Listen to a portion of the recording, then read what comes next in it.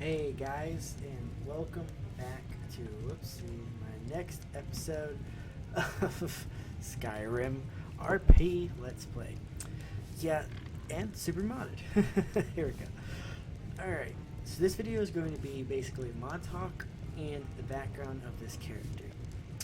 So there won't be really any going around and exploring and doing like that. So just throwing it out there to let you guys know already. So if you don't want to really, well, it's on RP, so you probably want to hear about the that. So I'll do her background story for the first part of the video, and if you don't want to be around for the mod part, you can just quit the mod part and go to the episode 2, which will be the actual start of the Let's Play.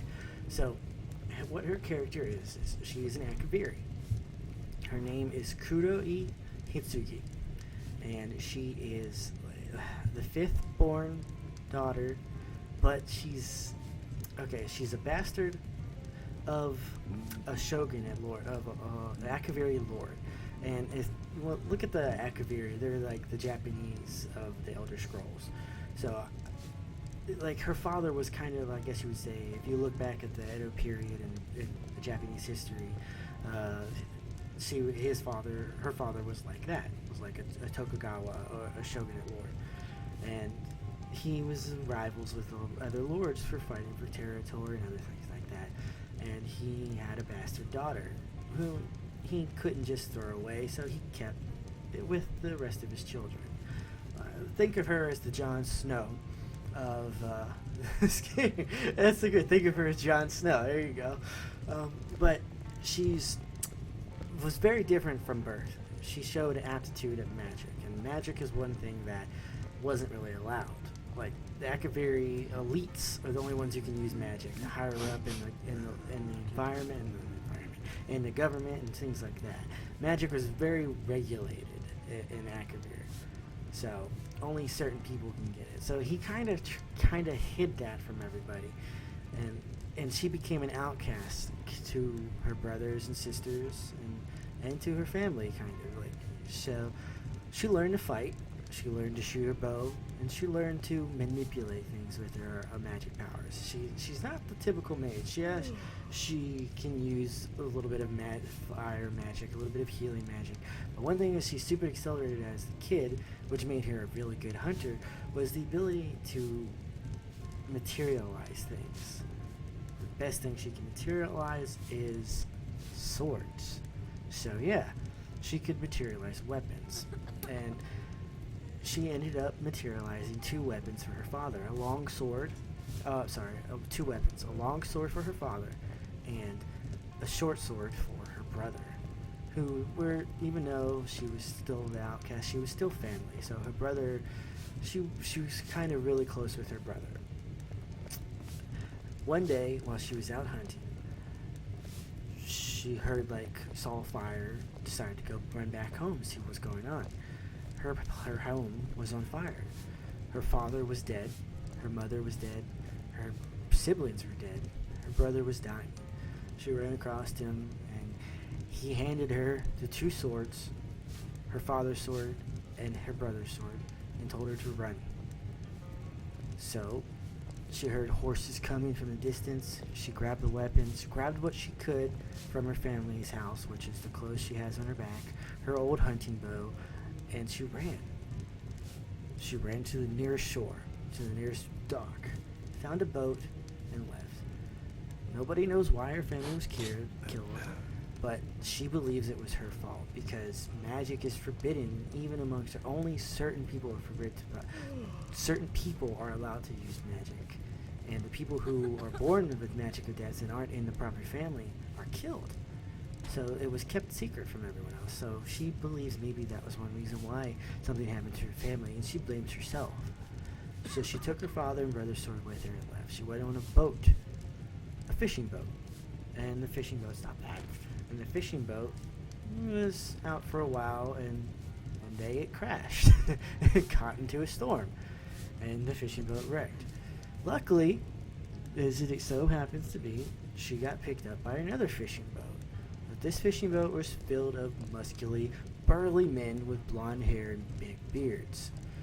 And they grabbed her and told her, like, well, if you want to build building a boat, you have to work and help us out. So the big boat out in the dock is the boat that she came on, and maybe I'll show the boat later. But that's the boat she came to Skyrim on. She worked on the boat for a little while to make her way, to pay for her fares to become here. So she's got about 1,000 gold to her name, her weapons from her father. The long sword on her back is her father's sword. The short sword on her side is her brother's sword. And the bow is her old hunting bow. And there's nothing special, it's just an ashen bow. The swords, though, mean something to her because she made them for her family. And basically, now she's here in Skyrim, and she's just got to make a living. But the ability to make magic and just to be special, she's always known she's been special because of that. So maybe she can use her special abilities here, or even develop new abilities while she's here. You never know. So that's the character story. Her name, Kuroi Hitsugi, now that I've told story, means black sheep. It fits with the story I just told you, doesn't it? And I just totally came up with that on top of my head. Awesome. But I hope you guys like that backstory for this character. That's about all I've got for her in the random backstory. If you don't like it, I could always redo something different. And if you guys are upset that I'm not doing a Mimi character, which is a character with ears and tails again, let me know. Maybe I could find a way to work it in. Because I really like that stuff, especially the physics-based ones. It's so cool. Like, it looks, the people who did that is the physics-based to get it to work. And I wish I could do stuff like that, like coding and video games and stuff like that. It's so cool. But anyway, stop fangirling on that. That's her backstory. Now here comes the mod part. If you don't really care about the mod part, you can go ahead and end the video here and start on episode 2, which will start her actual RP Let's Play. I'm going to open up the mods. Here, I'm just going to go ahead and start out here saying I do have adult mods in this Let's Play as well. If you've watched my other Let's Play, they've all had it, but it's only happened like 3 times out of all of my seasons. I have the defeat mod in, which is the one I usually always have on. I don't have the prostitute mod on because this character's too proud to ever sell herself for money, so I didn't ever put it in. She's very proud. She's very Japanese Asian oriented. I base this character a lot off of the Asian, off of Japanese characters. She's a very noble fighter, likes to fight with swords. She'll always try to do the noble thing, keep her honor. So if something like the defeat thing ever happens to her, it'll hit her really mentally hard. And the reason why I have those mods in is, like I said, Skyrim, I've said it before in my other videos, but Skyrim is a medieval style game. Fantasy game, obviously, but it's still set in a medieval period area where things like rape and pillaging do happen. So I feel having that little aspect to the game, there it is. You have to have Sex Lab to have defeat, and that's why I said that. So I have that in mod installed because it adds that little thing in the back of my head where I don't want this to happen to my character, so I have to fight for it. I have the settings turned down really, really fucking low, like on a 2% chance that it will happen.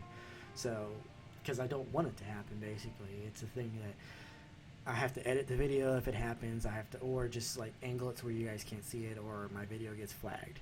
So hopefully, if it does happen in videos, you guys won't flag my video for it, because it's just a part of the RP session. I don't download these mods to get views because of nudity or bullshit like that. No, I do it because I'm an RPist, and that adds another RP level to the game.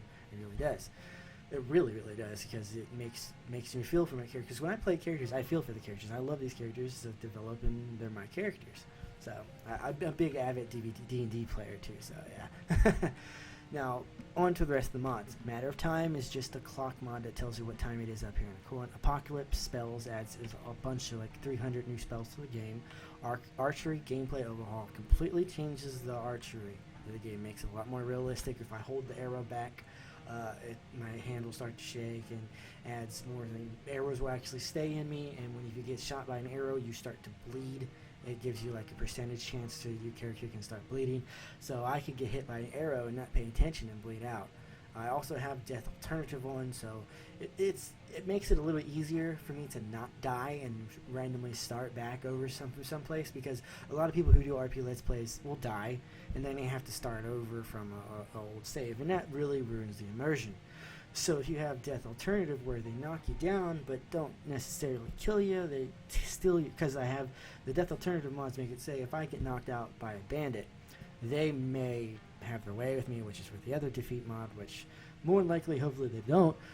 This with the defeat mod, not the defeat mod, death alternative mod, they could just knock me unconscious, steal everything on my body, and leave me for dead. And someone good could come, pick me up, take me back to the nearest city, and help me get back on my feet.